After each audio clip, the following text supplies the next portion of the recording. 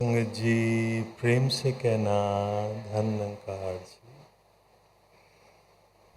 प्यारी साध संगत जी, सदगुरु बाबा हरदेव सिंह जी महाराज की रहमतों का, बख्शिशों का, कृपाओं का सत्संग जिक्र हो रहा है समर्पण दिवस के दिन।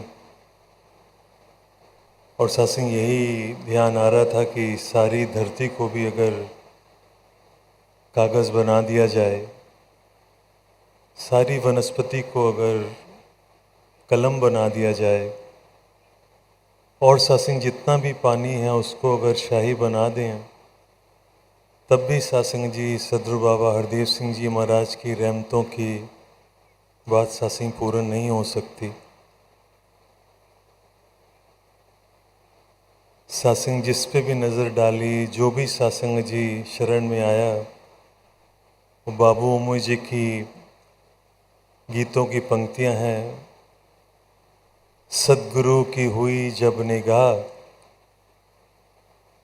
जो था जर्रा वो हीरा बना, जो था पत्थर बना देवता। हम भी पत्थर ही थे, पत्थरों में पड़े, गर्दिशे हाल थे ठोकरों में पड़े। एक मेहरबान ने, नेक इंसान ने दिया पूजा के काबिल बना, सदगुरु की हुई जब निगाह। यही सत्संग जी सदगुरु से अरदास है, सच्चा पातशाह मेहर करना, रहमत करना, बख्शिश करना। जो शिक्षाएं मिली हैं, जो सत्संग हम लोग को पाठ मिले हैं, वो हमेशा सत्संग हमारे हृदयों में ताज़ा रहें, हमेशा उसकी कदर हमारे दिल में बनी रहे। क्योंकि ये सत्संग सदगुरु की जो शिक्षाएं होती हैं, जो सदगुरु के सिद्धांत होते हैं, वो जीवन में हर प्रकार की खुशियाँ, हर प्रकार का आनंद, हर प्रकार की उन्नति, हर सत्संग सुख का साधन होती हैं। और इसको संभालना ही सत्संग जी फिर सदगुरु के दरबार से भी वो सत्संग तरीके समझ में आते हैं। एक सत्संग बाबा जी की विचार, वो सत्संग सुनी थी कि एक जंगल में एक शेर होता है, तो वो सत्संग उसको भूख लगती है तो वो एक हिरन दिखता है और वो हिरन के पीछे भागता है। अब हिरन भी अपनी जान बचाने के लिए तेज़ी से भागता है और भागते भागते एक झाड़ के पीछे छुप जाता है। शेर भी कहीं थक फिर के सत्संग जी वो कहीं पास में ही, अब उसको हिरन दिख नहीं रहा। अब हिरन भी निश्चिंत हो गया, वो फिर जिस झाड़ के पीछे छुपा था उसी झाड़ की पत्तियों को उसने वो खाना शुरू कर दिया। अब हुआ क्या कि जब झाड़ की पत्तियां खा ली सारी, तो फिर उस शेर की भी निगाह पड़ गई और फिर वो अपनी जान से हाथ गवा बैठा।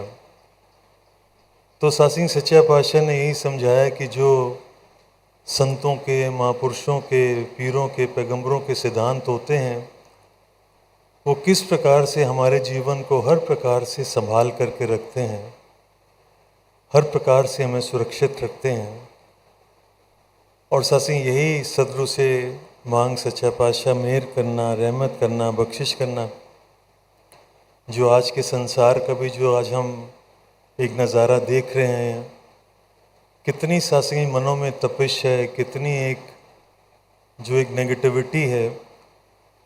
और वहाँ भी सत्संग किसी ने हजूर से एक प्रश्न किया कि फिर आपके संत कैसे होते हैं, आपके शिष्य कैसे होते हैं।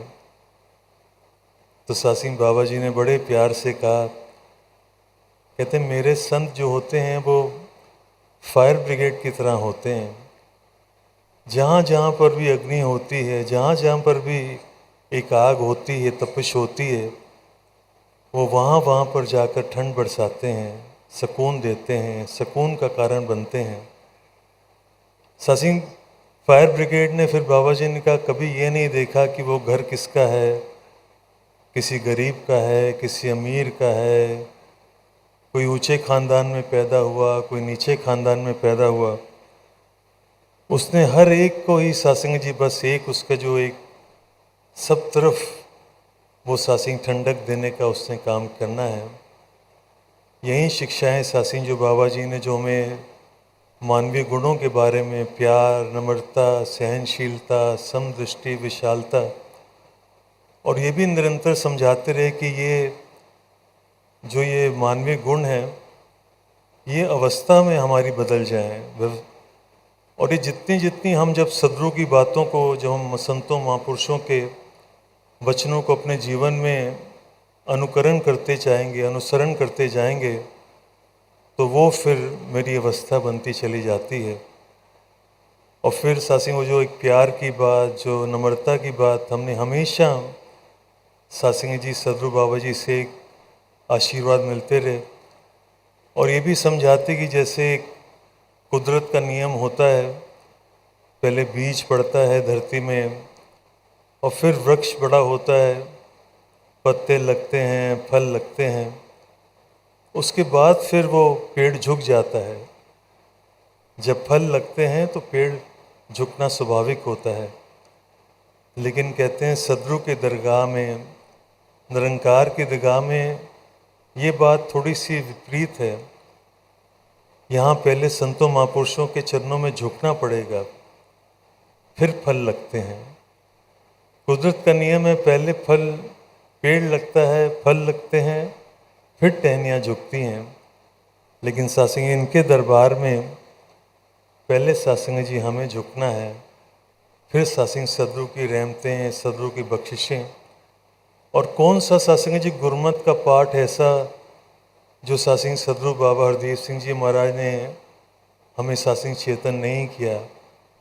हर एक पहलू पे सासिंग, फिर जैसे वो पंक्तियां भी सुनी कि गुरसिक जो होता है वो गिरे हुओं को उठाता है और गुरमत कभी गिरने ही नहीं देती।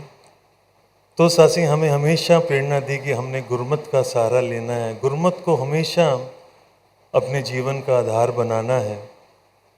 फिर स्कूल्स में, सासिंग कॉलेजेस में हम लोग ने एग्ज़ाम्स देते थे, चाहे अलजेब्रा के, साइंस के। क्वेश्चंस तो बड़े टफ होते थे, लेकिन जो क्वेश्चंस होते थे उसका हल ज़रूर होता है। तो सासिंग इसी प्रकार से गुरुदेव हरदेव ने समझाया कि जीवन में भी इसी प्रकार से स्थितियां आती हैं। कभी सासिंग जी खुशी है, कभी इतनी खुशी नहीं भी है, कभी कुछ हाथ से निकल गया, कभी कुछ पा लिया, कभी तारीफ हो गई, कभी तारीफ नहीं भी हुई, कभी मनचाही हो गई, कभी मनचाही नहीं भी हुई।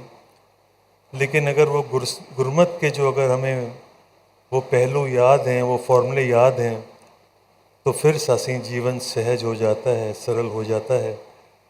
तो सासिंग दास सदगुरु माता जी के चरणों में यही प्रार्थना, सच्चा पातशाह मेहर करो, रहमत करो, बख्शिश करो। ये जो सिखलाइयाँ हमें निरंतर प्राप्त हुई हैं, मेहर करो हम इन सिखलाइयों के पीछे चल सकें।